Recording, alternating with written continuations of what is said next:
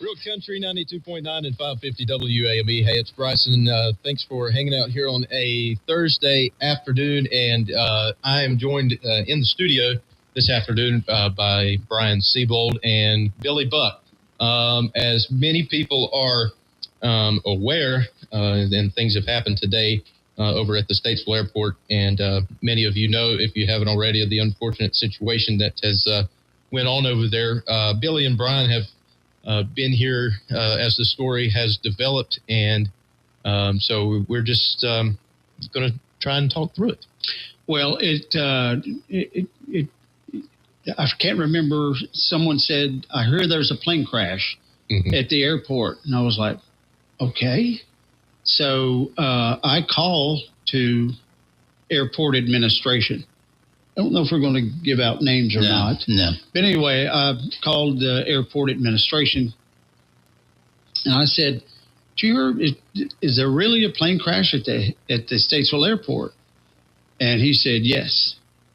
And I said, "Was it one of, we have several NASCAR teams that use the Statesville Airport." And I was like, but I wasn't thinking of NASCAR at the time. I was thinking of our, what do you call them? The fixed base, the people that are out there, like Champion Air and Victory Air and all those other ones. I was thinking of just passenger planes. And he was like, "No, it's none of those." And I was like, "Okay, that's all I need to know." So then, corporate jet, thank you. Paramedic Ron is listening. We could have used you here at the radio station, Paramedic Ron, but I'm just saying.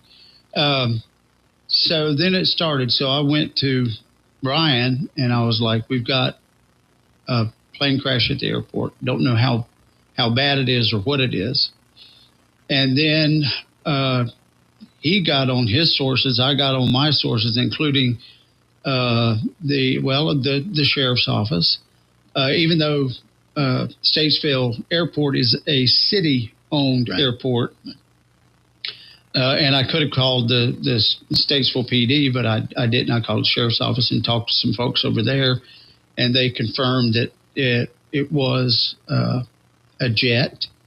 And I said, "Do you know who is on board?" And he said, "Yes." And I was like, "Well, can you tell me who it is? I know sometimes you don't release names when something first happens." Then I went back and I said, "Well, are there fatalities? Let's go with that." And he said, "Yes." And I said, all the souls on board?" And he said, "Yes."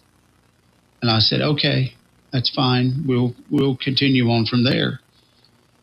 Then after that,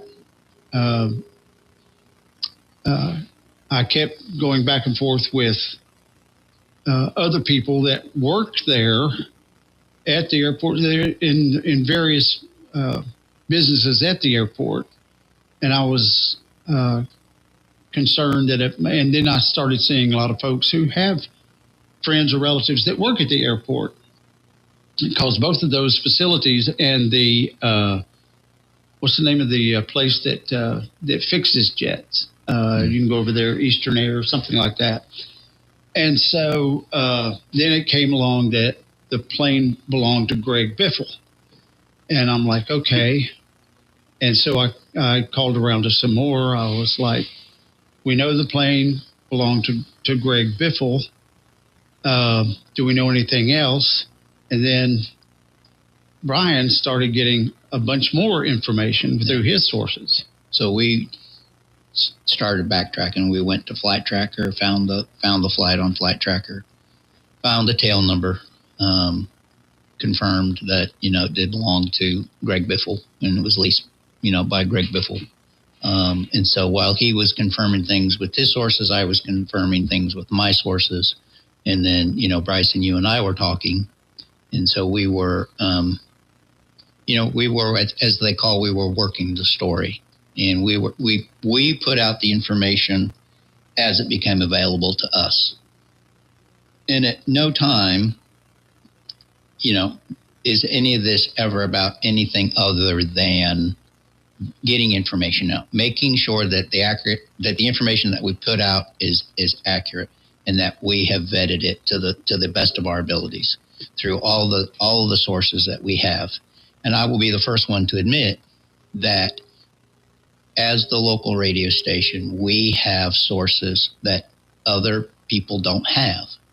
We know people that other people don't know. We know people within the NASCAR community. We know people within the sheriff's office, within the city, within the police department, the fire department, and all these different things. And so, people were claiming that we were pushing out unconfirmed things and unconfirmed reports, while we knew that it was all confirmed. And it's still, as of right now, there's not been an official release as to who perished on the plane.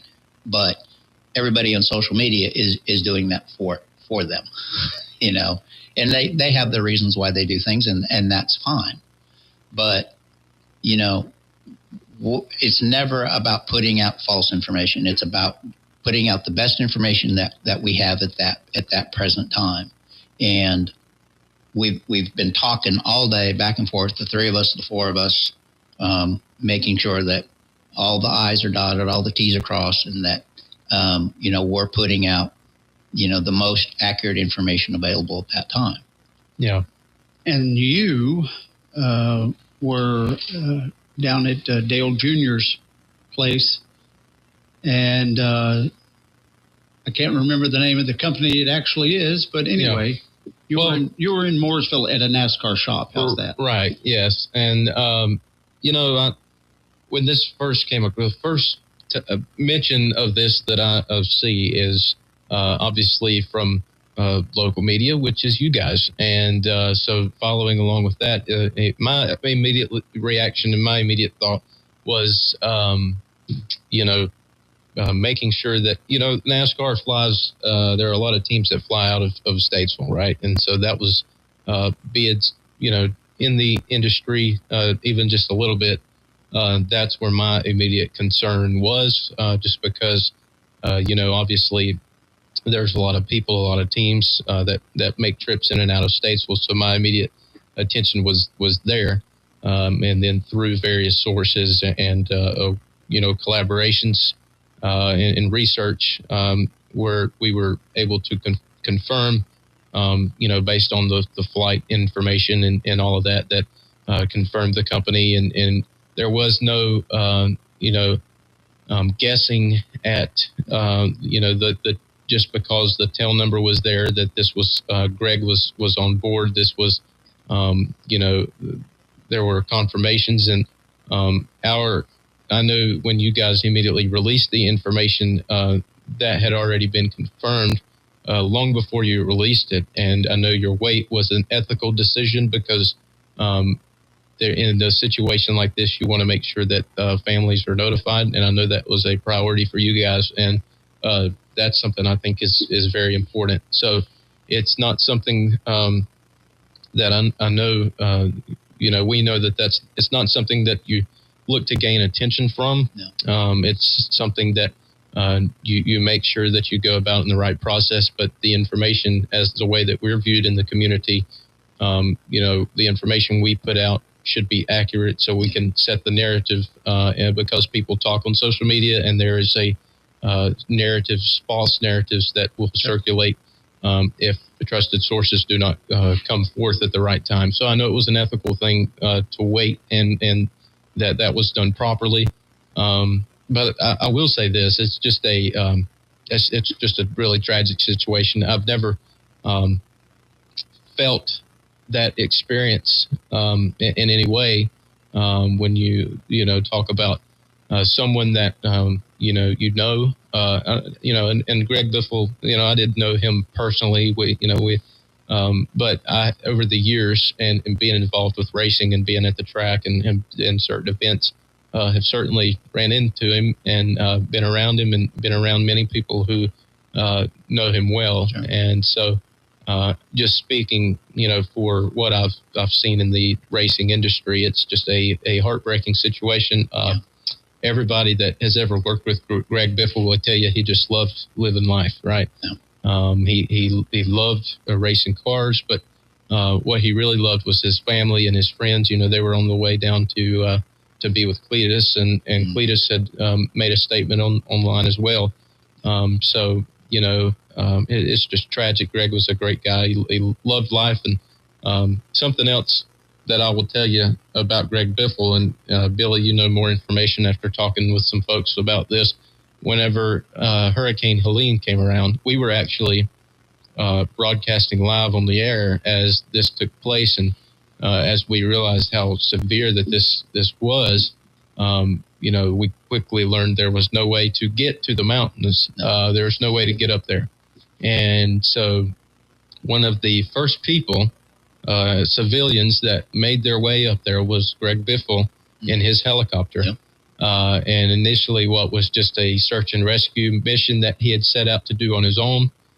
He was blocked a little bit federally and still pushed forward because he wanted to help people out.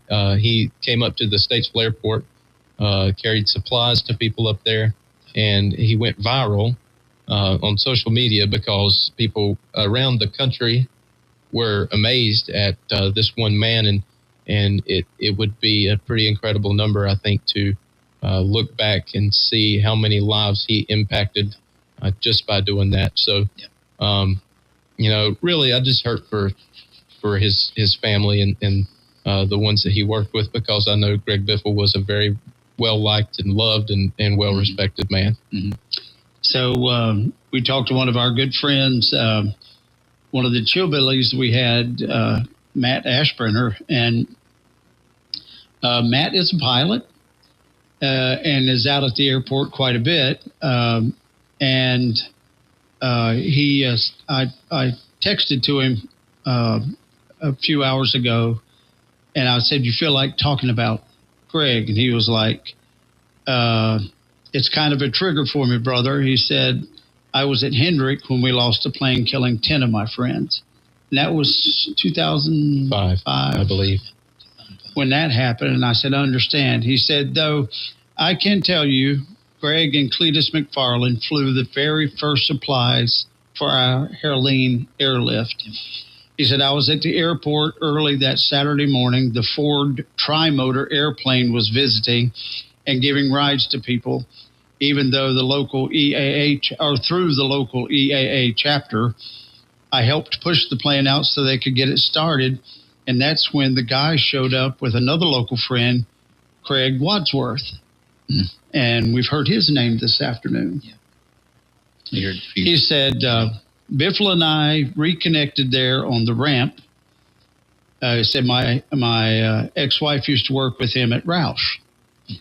And he said, then he asked me, "Matt, do you guys have anything you want us to take with us in the helicopters before we do search and rescue?" He said, I was like, "Heck yeah." So Greg took me on the golf court back to Hangar 5. We loaded 500 pounds of donations to split between the two helicopters. He said, "I was standing on the north ramp watching Biffle and Cletus depart to the west with our first run of emergency supplies." He says, "I can't believe I see what he's saying." He said, "I can't believe I'll be missing 3 contacts from my phone." And of course, that's Greg, Christina, and Craig. So, and I saw various folks posting on our coverage that, you know, they will miss him because of, he was really, I'm going to use a big word now, philanthropic, and a local community guy. And so it is sad when something like this happens, and the community seems to come together a lot on occasions like this. And so I just hope we can do everything we possibly can in the correct and right way on the air to give the information. That's what it's about, is information. And it's like you said, it's not who's first, it's not who's this, it's not who's that. It's here's the information. And I'll say that we knew fairly early on who was on the airplane. We didn't know, obviously, everyone, and there's still a sixth person that's not been identified, but we knew pretty early on that Biffle and his family were on there, and we purposefully waited until we knew that family had been notified. And we were talking, Bryson, you and I, and making sure that, people knew. And we didn't want to be the source that they found out from. Right. And you never wanted to be that. Yeah. But I will say that we were quickly thereafter posting what we already knew. And we know it. We know that it's fact. And we covered multiple sources and multiple people and multiple agencies and industries confirming the information that we have. And it's like you said, it's never about being first, but it's about being right. Yeah. And that's what we strive to do. We strive to do that with anything that we do with news or anything else. And so, though it seemed like we were very early on in things and that we were ahead of everyone, it was because of we're here. We had the information. We are Statesville. We're in Statesville. Everybody, we know everyone in Statesville. And we have those connections, and we have that connection to the NASCAR community and to those things. And so it's as simple as, like Billy says, sending out a text or picking up the phone and what do you know? And what can you say and what can't you say? And so while others are very careful, and you need to be careful, all of our information completely vetted, completely accurate, and it seems like we were way out ahead of it, but that's just because of our position within the community as the local radio station. Yeah, and ensuring that the narrative that is out there is based on facts, and that's how you just wonder any rumors. But it wasn't. I do believe that it was went about in an ethical way, and I did want to tell this. I was talking about Greg. I was telling Billy about this a little bit ago, and I growing up, in the early, 2000s up in 2010, whenever, as Greg Biffle was one of the superstars of NASCAR in his prime. That's when I fell in love with racing, and so I remember a specific time, and this is a really random memory, but we were camping. We were on a camping weekend trip. I don't remember where we were, somewhere in the mountains. And so we're driving back, and my dad and I, we were riding around in this old Toyota pickup truck, and we're listening to MRN on the radio, listening to the race. It's at Watkins Glen, and I remember that because, you're driving through the mountains and the curves. Mm-hmm. And so Dad's like, look, we're driving through Watkins Glen. And so and as a kid, I'm like, wow, this is awesome. So we're listening to the race on the radio as we're flying down the road. And the MRN guys are on the radio talking about Greg Biffle. It seems like every turn as he's leading this race. And so I remember, hearing them. Here comes Greg Biffle this, Greg Biffle that. And thinking, Dad, talking to my dad, who is Greg Biffle? Like, that is a cool name. And I always thought since that day, and that's a legitimate, core memory that I have. And he, when I see Greg Biffle now as I've grown up, I think, wow, he has always been one of the coolest drivers in the garage, one of the greatest people. And he's done a lot. And so it's tragic for his family and the other families that have impacted. And, our Cletus, who he was on his way to go meet with, our hearts go out to everybody that's involved. And it's devastating for the community. It is.